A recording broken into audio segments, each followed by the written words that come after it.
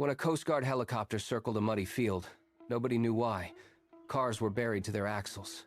A man bounced off an inflatable castle into a kiddie pool.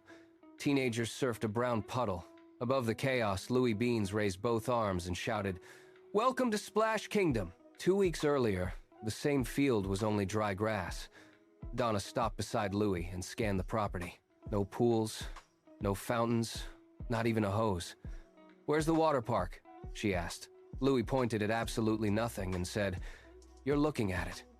That was the whole business plan. The next morning, Louis dragged tarps over a hill, rented one giant slide, lined kiddie pools at the bottom, and stitched 20 hoses together with tape, splitters, and mystery parts. Frank arrived, stared at the wobbling setup and said, "That's not a water park." Water sprayed Louis in the face as he tightened a clamp. He blinked and answered, "That's innovation. They built for days." Louis posted signs for Splash Zone and an extreme river experience that was really a muddy trench. He tested the slide with a watermelon. It vanished into the ditch. Perfect.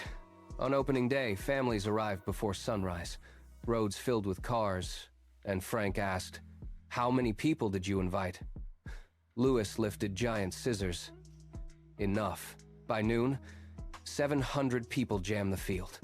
Louis cut the ribbon. The first rider launched, missed every kiddie pool, and crashed into the muddy ditch like a dropped pumpkin. One stunned beat passed.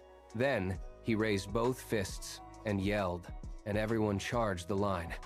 Hoses blasted adults, tarps sent bodies sliding into each other, lemonade exploded near the snack table, and the parking lot turned to swamp. It should have been a disaster. People loved it. Phones came out, clips went viral. By the next morning, reporters were broadcasting from ankle-deep sludge while crowds doubled again. So Louis made it bigger. A homemade water cannon, a golf cart towing inner tubes, and teenagers surfing puddles on a plastic board. Then sirens approached, and somehow the Coast Guard arrived. The shutdown came before sunset. As crews stripped the ruined field, Frank asked Louis, "So what did we learn?" Louis stared at the wreckage and said, "Massachusetts needs more water parks." Then came black, and one promise: Louis Beans will return.